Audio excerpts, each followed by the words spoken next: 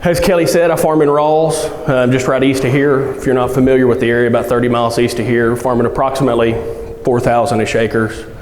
And we're farming cotton, multi-species covers, and cows, or we're working on cows. We're very much row crop people.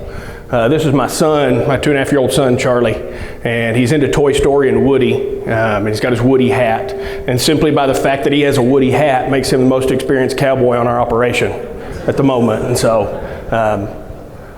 cows terrify me, they always have, but I know that's where we need to be moving and the step we need to be taking going forward. But we're slowly dipping our toe in that water, kind of moving forward. And I farm with my dad, Steve, and my uncle, Eddie, there on the bottom. So why no-till and covers? We've all heard a lot of this today, and we can understand this. You know, I'll start out with, I guess, how we got started on this journey. Probably everybody we've visited about and talked about, everybody in this room remembers 2011, know how bad that was. Only thing good about it was the insurance price and what cotton was selling for. But as far as the weather went, it was pretty terrible. And whatever we want to attribute it to, we're living in a world of extremes, seems like. You know, and this last year was good evidence of that, I would say. Started off as one of the potentially wettest years, and we thought we'd never see another dry day, and we're gonna have so much dry, like in cotton, we'd be looking for places to put it. And it turned off dry, and we saw how that turned out to be, and so how quickly things can change. And so in 2013, RN and his dad Ronnie started this in its earlier form out at their shop at Petersburg, and I attended that first meeting and knew that that's the direction we needed to be going. It clicked when I saw these slake tests and the infiltration tests, and knew that we had to be trying to do something different to help insulate ourselves and make our operation a lot more resilient than what it had been from these extremes. It's also, I thought Patrick had a good point when he talked about everybody's, and we need to be optimistic as farmers. We have to be optimistic, because if not, I don't think you could make it. But Patrick's mentioning of every farmer's thought is, man, if we can get that planting rate and we'll get it up and we just get that perfect rain in July and August and have a perfect open September and October, man, this thing will be great and we'll make a great crop. But how often does that happen?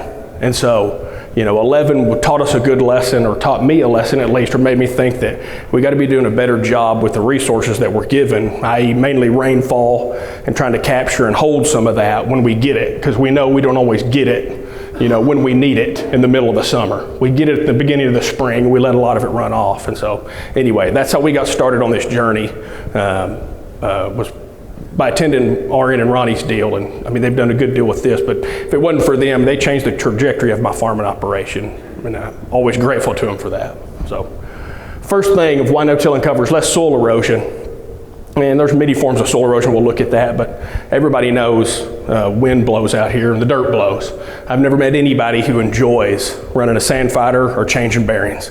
I mean, there are some guys who enjoy plowing, maybe, and you see some of that, but even the plowing guys, I've never met them who really enjoy running a sand fighter.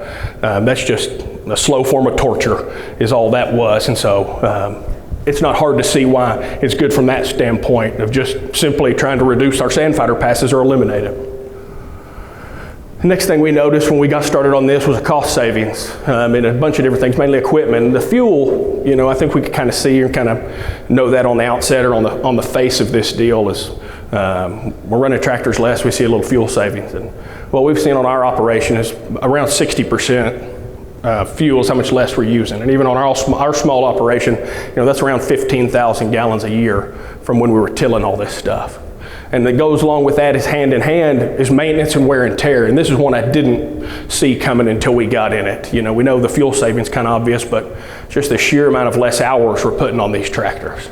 As everybody in here knows, any producer knows, equipment hadn't got cheaper as time has gone on. You know, commodity prices have stayed relatively stable, but equipment prices have continued to go up. And we don't realize it at the time, but turning the key and putting a tractor in the field, you know, we can generally count on $40 a tack hour on that. And that's not a realized expense at the time, mind you, and so that's harder for us to see a lot of times. But hours on this equipment is costing us money whether we realize it or not. Whether it's just trade-in value or maintenance is the other part of this. And it's been amazing. I just talked to one of my guys today. We got to put a tractor shop for some minor stuff, but that's the first time we've had a piece of machinery in the shop in probably 4 years to do any work simply because we're not putting the hours on these machines that we used to. I mean, we used to put 800 to 1,000 hours on an R-Series tractor when we were doing tillage on 6 machines in a year. And I just looked at my annual hour sheet from this last year. My 2 main tractors that I pull my drill with, which is what we do most of the time now, is just pull a drill a bunch and run our planter and our spray rig. My top 2 tractors had 500 hours apiece on them. And then it went down from there. The next one was 200 hours, then 120. Then I had 2 tractors with double ditches on them. One had 20 and one had 10. Is what we put on them in a year. I really need to be selling 2 of them if the equipment market wasn't so terrible right now. We could be getting rid of 2 of them. But it's just dramatic how much less hours and how much less wear and tear there is on this equipment. And this is another one that I didn't realize at the time and that we kind of see now is less employee burnout. Every producer, anybody knows that how hard it is and difficult it is finding good, reliable labor these days. And guys that can help and can run this more complicated and this more expensive equipment, you know, it's not like it used to be. And so when you find somebody good, you want to be able to hang on to them. And this one thing I didn't realize till this year, a neighbor friend of mine who's still full tillage had, you know, probably 75% of his workforce. There's about 4 people quit one day on him during the middle of planting season, simply because they'd had enough. And they'd had enough working 7 days a week, and I know that's part of the job, you know, a lot of times, but planting and sand fighting had just got to everybody and they quit. And the main difference I think that we forget or you don't realize is it's not like it was 20 years ago out here when everybody was doing it this way. You know, when everybody was plowing and sand fighting and intensive tillage and employees looked around and everything they saw was the same. Now they can look across the road and see a neighbor who is no-till and who is covers, and they're maybe wondering, why are they not working on Sunday? Why are they not working every Saturday and Sunday? Why are they taking half a day off? Or what, you know, it's not near as big of a deal. And so, you know, my guys look around and have realized that, and that's something I didn't realize till later. And so guys are seeing that. So that's another thing we've noticed from our employees, you know, just a lot less fatigue on everybody. Better water infiltration, as we've talked about today. And this goes with the less soil erosion part, but just not from a wind, but from a water standpoint. And as Willie was talking about doing that infiltration test, you know, that's where we've got to get to and where we've got to be on this stuff, especially from any system, but especially a dry land standpoint or any of our irrigated. It's all marginally irrigated, but this is a picture taken west of Cone this year. And it was in, I want to say late September. We got about a 2.5-inch rain in probably about 20 minutes. You know, it came pretty quick. And you can see in this picture up here, that's a highway, and that's the yellow stripe going down the middle. So you can see how far that soil has come out into the road. It's not just up to the bar ditch, it came halfway out onto the highway. And this is a regular occurrence on this farm. And you see the massive amount of erosion coming out of this field where it's just a bare field. How much do we think that guy hung on to that 2.5-inch rain? I don't think it was very much of it. I think if he ended up at 25%, he was probably doing pretty good. And then you can look directly across the road over here on mine, where we've got a little bit of multi-species cover trying to come up. It was pretty dry. This is the first rain we'd had in a while, but we had something on the ground. We hadn't been plowing it, and we had something in there trying to hold it together. And just this year, I mean, I'm not saying we captured every bit of it, but we at least didn't run off a bunch of soil with it to the bottom of the lake. Then we got to spend all winter hauling back out with a dirt scraper and doing a bunch of that. And so it's not hard to look around and see some of these pretty good examples, you know, after we see one of these big rains. We can see some pretty immediate examples of the early benefits of adopting some no-till and some cover.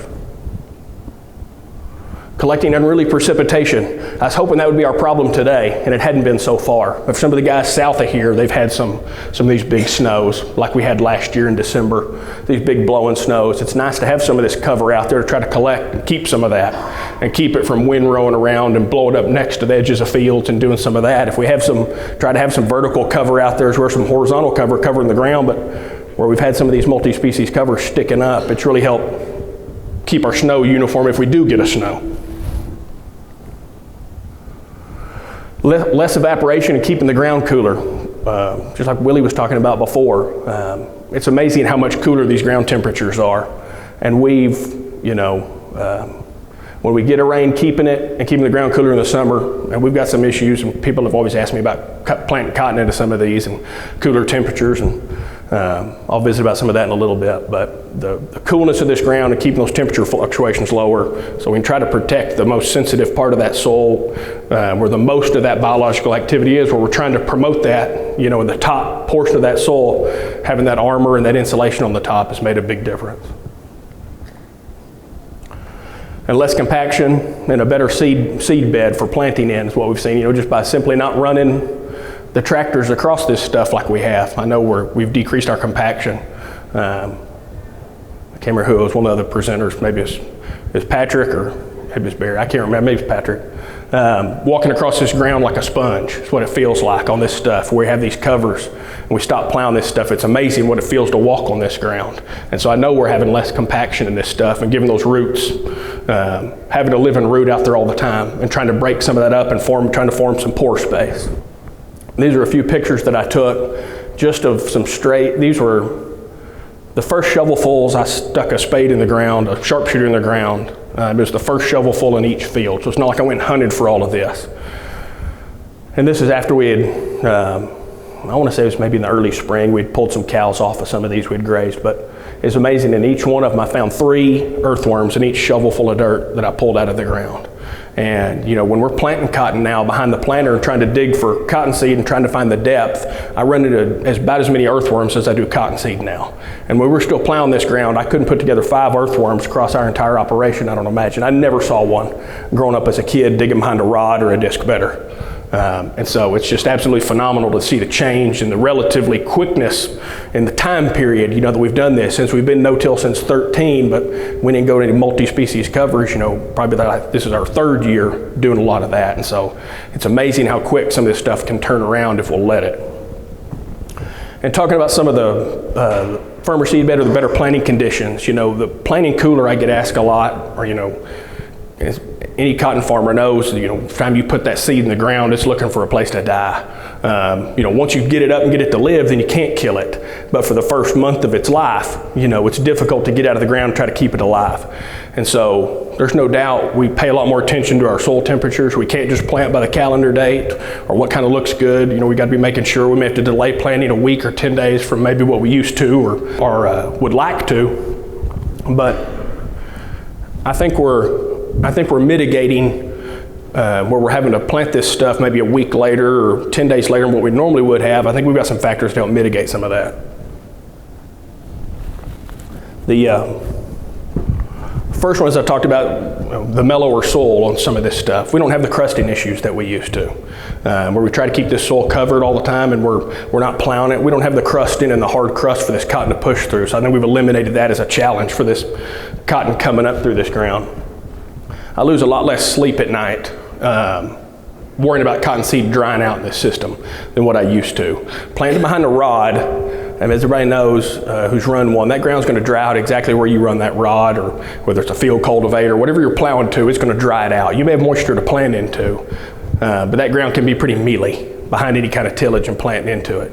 And coming back, as anybody knows, the wind likes to blow, and we could have some hot 95 degree days when we're trying to plant too. And so maybe coolness in there problem, maybe now it's drying out the ground faster than we'd like to, and that moisture is running away from that cottonseed. And we're hoping that cottonseed has time to germinate and that radical has time to get down there and get stuck before the moisture runs away from it. And so when we're planting into this stuff, we hadn't plowed it, this moisture is much firmer and there's a lot more to it. My best stands of cotton this last year were in my heaviest cover, my heaviest trash. And so I think that's the second thing that's helping us. We're getting more, we're not having as many seeds dry out, our soils are mellower, less crust. And when that cottonseed pokes its head out of the ground, it pokes those 2 cotyledons out, and it's very vulnerable. Like I said, the wind's blowing, and we're beating it up in a normal system. Now we have some cover out there to protect it. And when it does come up, it's got a little, I don't know what the term would be, microclimate there right around it to where it's not getting beat up and it's not having to constantly repair leaves that it's trying to put on and put a bunch of energy to that.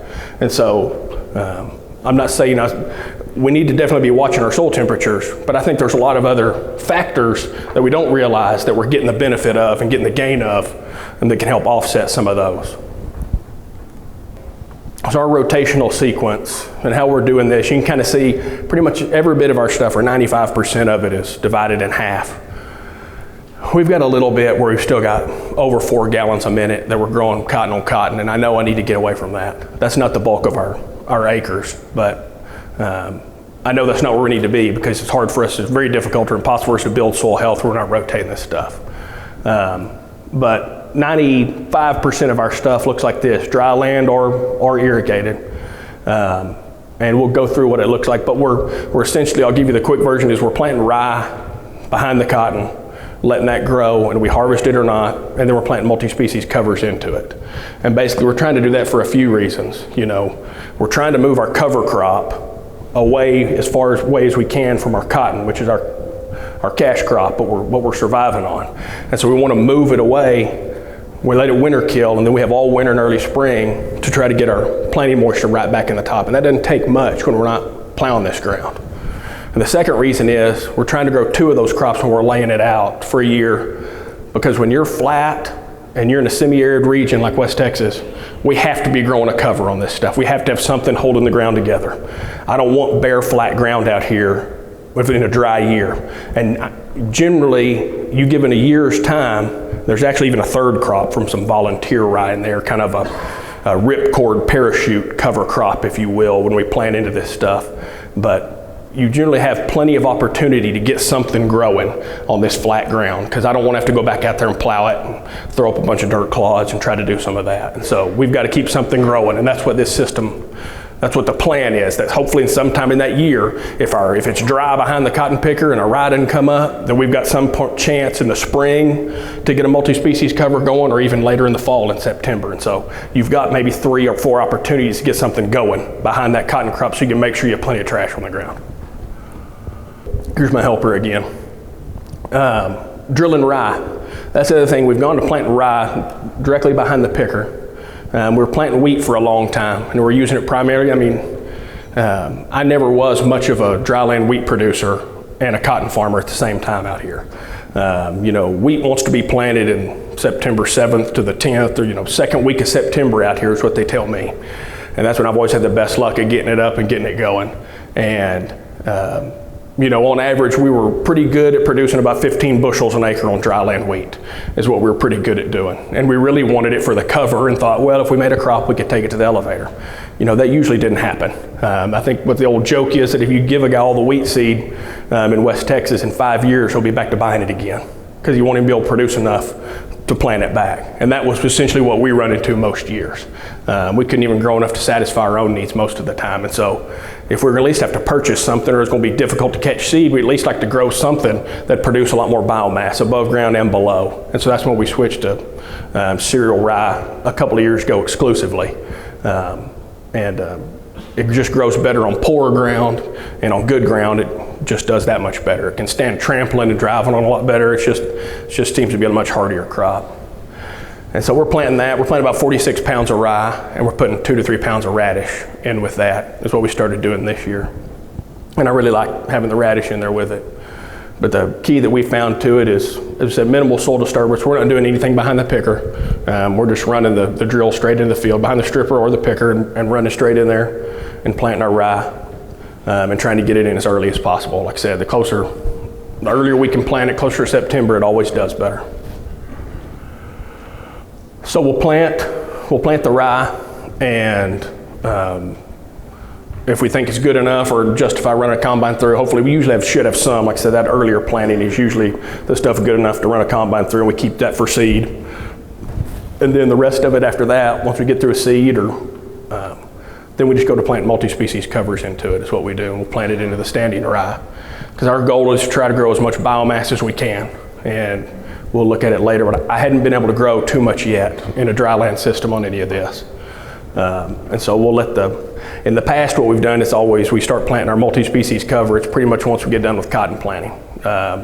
You know, we've kind of decided what we're going to try to combine and what we're not. And the stuff we're not going to combine, we immediately start the drill in on after cotton planting. Once we get through cotton planting. And this is what I did this year, and this was a good mix, but there's always things I think kind of want to tweak every year, and may change a little bit of this here and there, but the bulk of this and the backbone is the bunch of the millets and the sorghum Sudan. And sorghum Sudan, we got 4 pounds of it. That's the most of what we've got of anything. Just It's the most drought-hardy cover crop that I've found so far. And they tell me it's the best promoter of mycorrhizal fungi. But the sorghum Sudan, if it wasn't for that, 2 years ago, I wouldn't have any cover crop because it got so dry. But that stuff seems like it will hang on, even planted in June, it will hang on until September until you get a rain. And then we got some legumes there in the bottom. The sun hemp did really well, saw a little vetch. The clover, I never saw, it had a little tougher time. We're also planting this stuff, pretty early. And then the radish, the rape, and the turnip, man, they all did good. This is just one instance of what it looks like. This was planted a little later. This was like in July by the time we got to this. And this was some stuff. The rye was too green. By the time the combines were there, they had to leave because we have it all custom cut. And this was too green, and so then we just started planting right into it. But you can see there's nothing special about that drill, just a box drill. There's no crazy openers on it or anything like that. And we just plant right into all of this. And this one here is a little bit different example.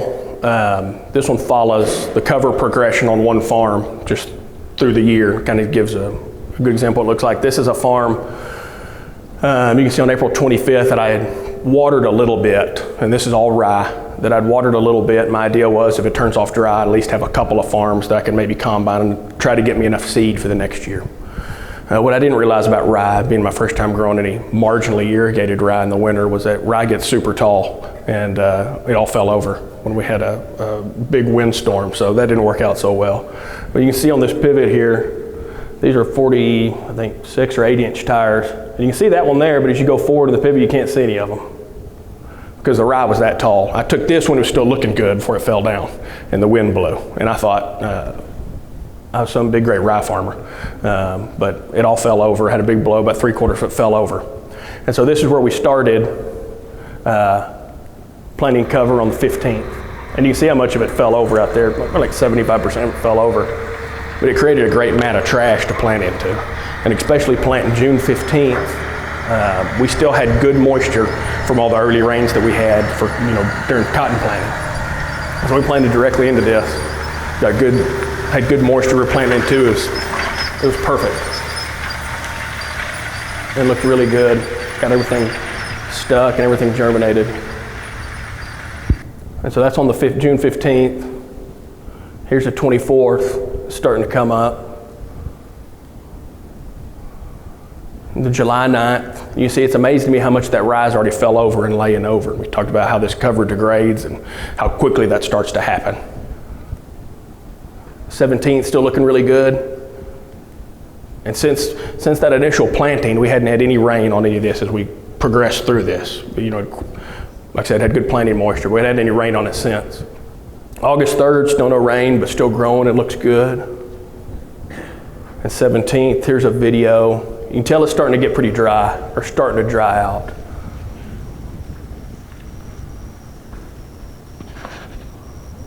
It's out there and it's hanging on, but got good ground cover, good horizontal and vertical cover in this stuff. And here's the 29th. It's looking really dry here. Looks like we're growing agave or a pineapple plantation or something. All the leaves are rolled up good.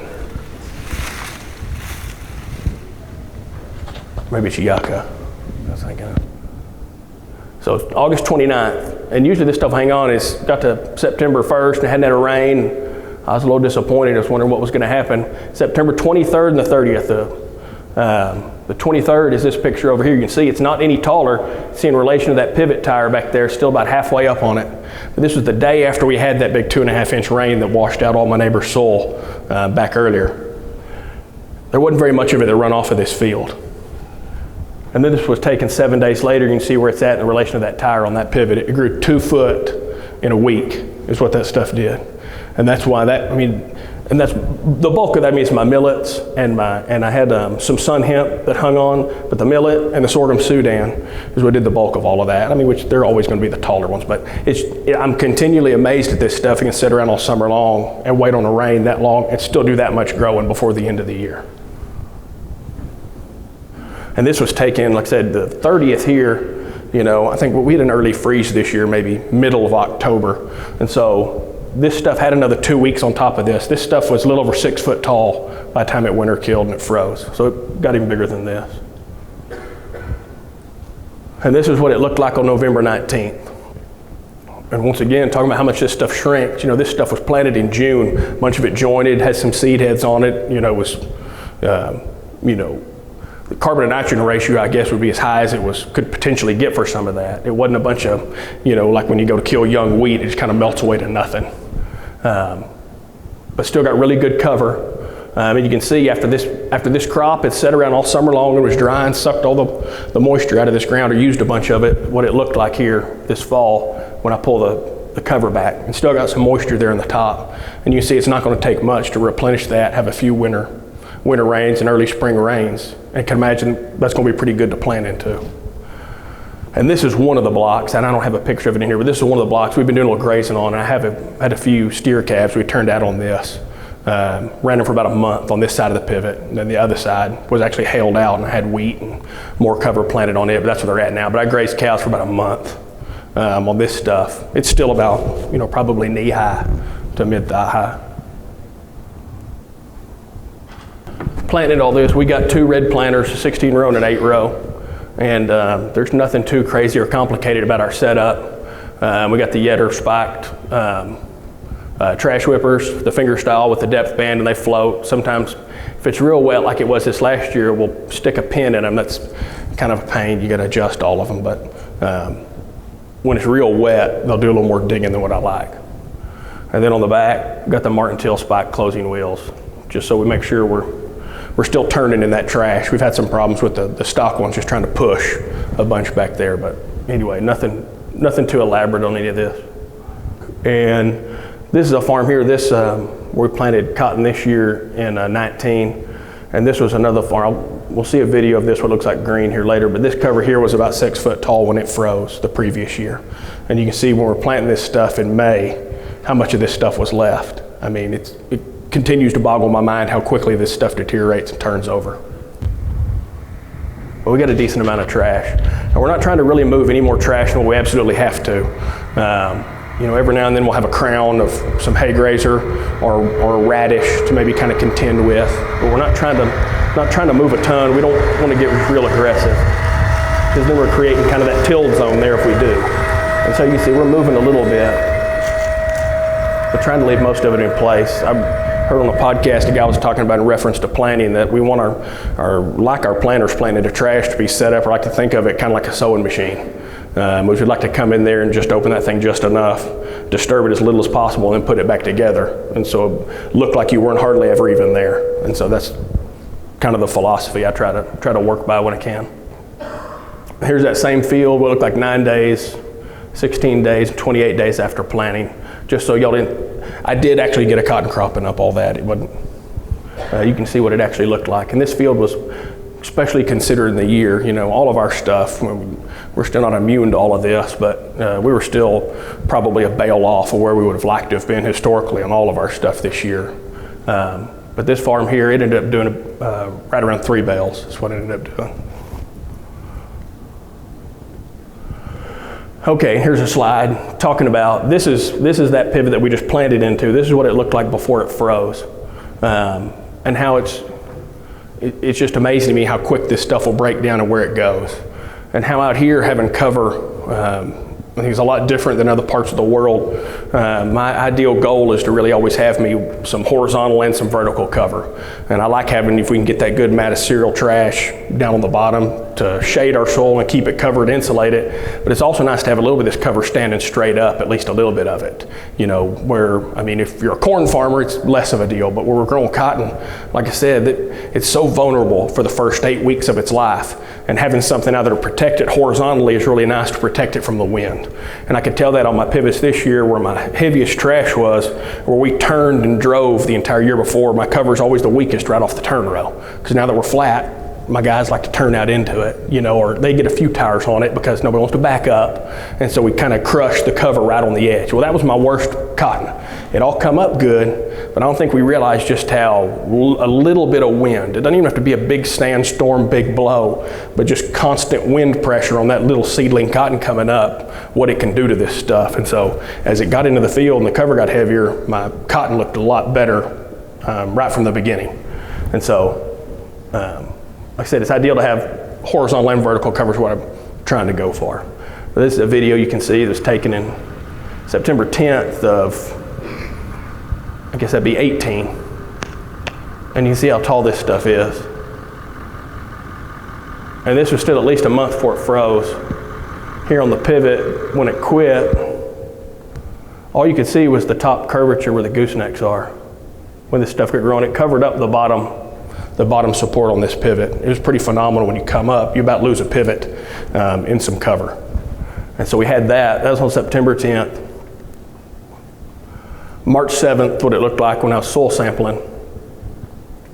17th, you know, mid-irrigation, what it looked like underneath the crop. And this was taken sometime, you know, probably in December. Once we got through, we got the cotton out. You can see the other covers on the other side now. But we got the cotton out. All we did is we just run the drill over it, planted rye and radishes into that. And you can see from what, a 9 or a 10 month time period, how much of that cover is left. Is what still amazes me. You know, we have maybe 30% of that ground covered. I wish it was more. But you know, you saw that stuff that was 7 or 8 foot tall, where did it all go? And this idea or this belief, I mean, nobody in here is not that big a deal. When I talk to other folks who aren't doing this, that we're so worried about the amount of trash that we're gonna have out here that's not gonna go anywhere. And that's another thing I didn't mention on the multi-species, and one of the reasons we like it, just from getting the difference in the roots below ground and the above ground stuff, is having a difference in carbon to nitrogen ratios in our plant matter. And so having some low carbon to nitrogen ratio stuff that can start breaking down early and releasing some of these nutrients back, so that some of our high carbon to nitrogen ratio plants aren't just hanging out and living on the soil surface for the next 3 years. And so I think that's an important part of this, and why we can't get too carried away and say, you know, maybe I'm just gonna plant all of one thing. And so it's a balance, and they kind of work with each other. This is what our herbicide mix looks like, and it's a lot. We're planting FiberMax varieties on probably 90% of our acres, just simply because the fiber quality is too good for me to get away from. And you know, if you have as much as a 5, or even this year I've heard of a 10-cent difference in loan value on some of this cotton, you can pay for a lot of residual herbicide on, you know, a 3 bale to the acre irrigated farm on any of this stuff. It don't take long for loan value to add up, and you could have applied an extra residual herbicide pass. And so this is what we end up with. I haven't got brave enough to take out my lay-by rig. We're still laying cotton by with a 8-row hooded rig, which is kind of labor intensive, but I know we've seen a lot less annual weed pressure on our operation since we've gone to no-tilling covers, but I hadn't been brave enough to pull that one out yet. I think late in the year, cotton's canopied good. Where we have this good trash on the ground, I think we can, and I need to be, but said just hadn't, maybe that'll be this year. I hadn't gotten brave enough yet. This is the other part, is we've got a thing that's been great and instrumental, where we're growing half of this stuff, half and half. That's made it real easy to spray is an 80-foot broadcasted hooded boom. And we originally got it to help just protect us on the other side. We weren't smoking our own cover. But it also worked out really well for helping with our neighbors. And you'd be amazed. It gives you a lot of peace of mind if you still apply it and treat it like an open boom. It gives you a lot of peace of mind, and it's amazing how you can keep from drifting on your neighbors and do a much better job, be a much better applicator. And I'm not constantly moving across the county trying to find where the wind is right or perfect necessarily. We can knock out spots in one part of the farm, and we continue moving around. And it's amazing the ground we can cover with 800-gallon saddle tanks and an 80-foot boom on a tractor. If they could figure out how to put one at least 80 foot on a self-propelled sprayer where I could just get a bigger tank, I'd have one. But nobody's been able to figure that out yet, because the folding of the boom and all of that. But I'd like to have a bigger tank on this thing. Okay, so like we already talked about this, about justifying the herbicide expense on all of that. We're trying to grow the FiberMax cotton. We can't plow cultivation in an issue because even if you wanted to, we have so much trash on most of these fields. I don't think I'd want to try to get a cultivator through any of this, even if you wanted to. It'd just be a hay rake, I think is what it'd turn into. Okay, and so then you're thinking, this is all great. We've heard all of this. Well, the great benefits of no-till and covers. But when you start talking to folks and telling them you need to start rotating and cutting stuff in half, that scares a lot of folks, and I understand that. And we've kind of just got a basic budget here, and this I'm not quite as detailed as Barry didn't do as quite a good a job, but it's just trying to take in case most of the broad expenses. And we could sit here and nickel and dime and say, well, maybe this could be adjusted, but this is just kind of the broad strokes of what one of these budgets looks like, or how we're approaching it, or what we're looking at it from. And so we don't have to grow twice the amount of cotton because we're spending a lot less money growing half the amount of cotton, or at least planting half the amount of acres. And we do, and especially on irrigated, we are increasing our production from what we're doing. And so we took essentially a 2 gallon a minute pivot, 2 gallon a minute per acre, with approximately 850 pound yield, and compare that to a 4 gallon a minute with a 1,500 pound yield. And I think both of those are pretty fair, on yield. But you can see what it comes out to be as far as net money on these two. And we've got to get out of the mindset or the thinking of, I visited with a guy the other day, he was talking about what he likes from his operators. He likes a bale per acre on a 160 acre farm. And the guy's a nice guy, but I was thinking, number one, where's that happening at? Because what's your APH? I don't know too many cotton farms where the APH is 500 pounds. And that's also the wrong way to look at this, is a bale what's that cotton bale selling for? What it costs you to produce that bale of cotton? It's what we got to start looking at. We got to stop thinking in bales per acre on so many hours. We got to start thinking in net profit per acre is what we got to start looking at and thinking about, and what we got to start visiting with landowners about. And so we got to change our mindset and our way of thinking. It's the same deal, but from a dry land standpoint. And while this last year wasn't good or helping me bolstering my confidence from a dry land, no-till standpoint, I think we're on the right track. But 2 years ago, all of our dry land was between 500 and 750 pounds. We weren't quite that good this year. We're 300 or 250 to 350 pounds was it. So, but it's hard to make a lot of life-changing decisions from 19, especially from a dry land standpoint. But anyway, we're looking at dry land numbers from a 400 pound yield to a 650 pound yield. And you see a lot of the same. And so, yeah, we're cutting total acres in half. We're not cutting, gross in half, but we're spending a whole lot less producing this crop. And that's, I think, what a lot of people forget is the two sides of the budget or a balance sheet is, the other half is the outgo, is what we forget. And this is also a really good tool down here, and what we'll talk about in a little bit too, is this website from Extension,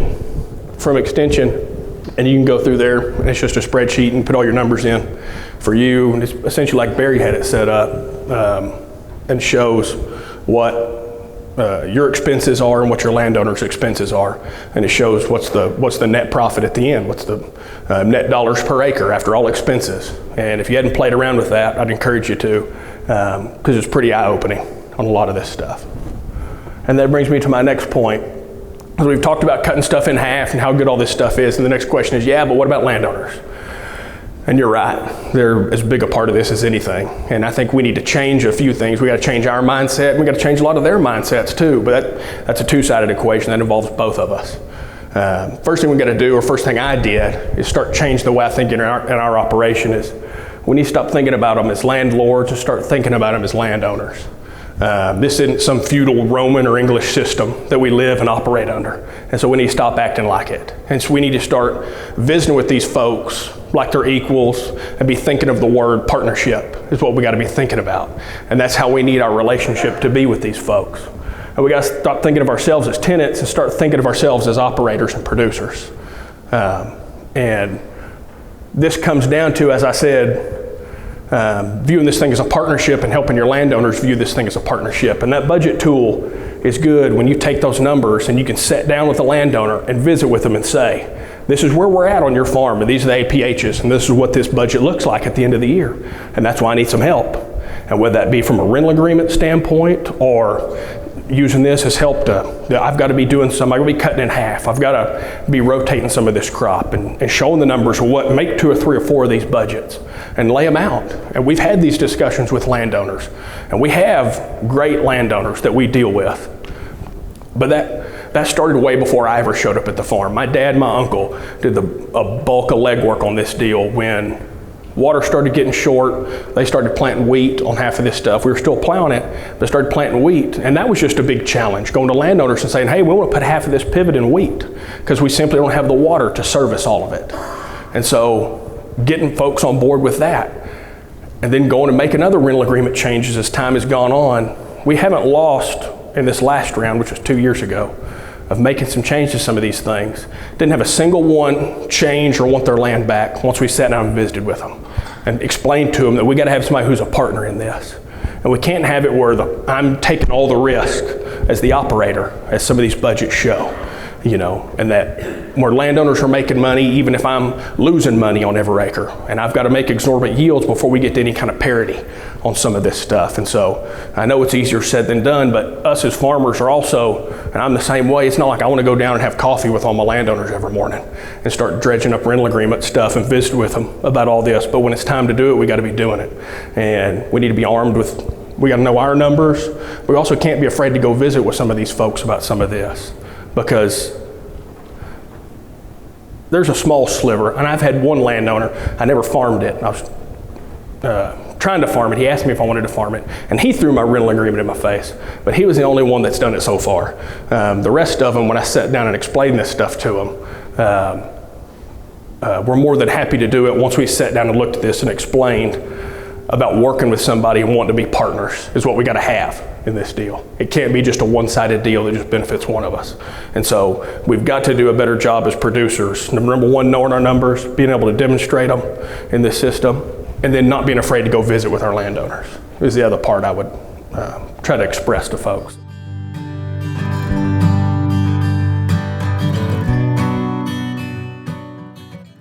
Somebody asked what are we doing for weed control and cover crop. This year, what we're doing is we sprayed a quart of, we went in on just on top of our rye and just sprayed a quart of Roundup and 12 ounces of dicamba, and then we never touched it again. That was the other deal about having a crop out there growing. When we used to summer fallow this wheat program and leave it all summer long, we were spraying it 3 or 4 times with paraquat. We'd hit it with Valor and some paraquat, but we're having, every time we'd get a rain, we'd get a flush of weeds, even having some of those residuals out there, and it was kind of a pain. And so I'm not saying you can't walk in my cover crop and find a tumbleweed or stray careless weed, but 99% of it, it's amazing to me how clean it is. If we can start clean and get the stuff germinated and get it up. This year was so dry, even the stuff that didn't germinate wouldn't have any weeds in it because it's dry enough for the weeds didn't come up. But where we got it started clean and planted the covers in it, the weed control is one of the benefits to this. It's been cheaper than running my summer fallowed wheat system. How are you integrating your cattle in there? Are you grazing the rye? Are you grazing the summer crop? How are you introducing the cattle into it? Sure, we're dipping our toe in it, but how we've been doing it is we hadn't been grazing any of the rye because where we're planting behind cotton stalks and that ground's pretty bare, we want to try to grow as much cover as we can. We don't know if it may not be dry during the summer, and so we just let the rye go, like you see, either head out for seed or just decide to plant cover into it. And we've been grazing the crops so far after they've been winter killed. This is when we've been grazing the past 2 years. And it all has some, where you're planting into that volunteer, where you're planting into that standing rye, there's always volunteer rye underneath it. And so we have that coupled with a bunch of the dry matter has been really good. There hadn't been any need for hay or anything like that. I think the bloat's been pretty low or hadn't been an issue at all. But I'd really like to start grazing this stuff for a lot of reasons. I'd like to start moving my cover planting to end of April, 1st of May this year, where we could be grazing these covers before a frost and while they're still green. I think we'd see more benefit from an increased root mass on some of this stuff if we're grazing them properly and not taking more than 50% of that plant by weight, the top 50%. If we can be grazing them while they're green, is what I'd like to start doing. But we got to get them planted early so we can grow enough biomass. That's the idea, at least. Ask how we're handling cooler soil temps and planting some of this heavier cover. And we went over, there was a few, we may have to delay planting a week. The biggest thing is the past few years where we've had some decent planting rains is I hadn't watered up any of my cotton behind this because my soil moisture's been so much better. So I hadn't cooled it off more with my pivot. We just have to make sure it's not too cool to start with. And so we're actively watching and managing that. We may have to delay planting a week or 10 days, but that's how we're approaching it so far. Have you been able to sell the landowners on the idea that you're actually improving their capital investment? I mean, what's their thoughts on that? That's a good question.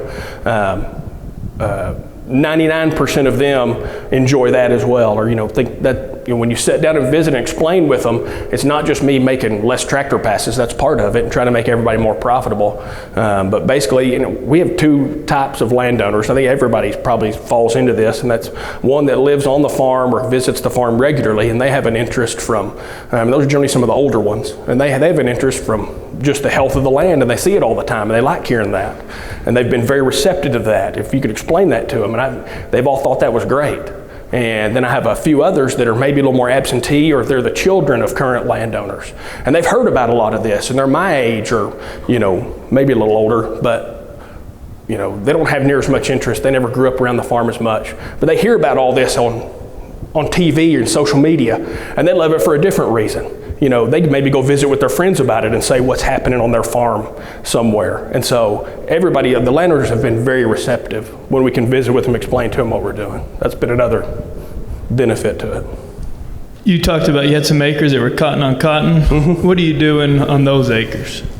We're planting the rye and the radish directly behind. And mind you, these are acres that have 4+ gallons a minute of irrigation. And I know it's not what I need to be doing because I can't improve my soil health on it. But there's also some farms we've taken on, and maybe instead of taking on that farm in the very first year, maybe this guy's land hadn't ever been rotated, and it's hard to send some of these folks into shock that first year. We may do cotton on some of those, and then gradually work into this cover deal, but we're planting rye and radish behind the picker or the stripper. We're trying to plant it as early as we can, and then we're just waiting and terminating it and planting back into that is what we're doing. This was our first year planted in the rye, and the earlier stuff, I tried to plant it earlier.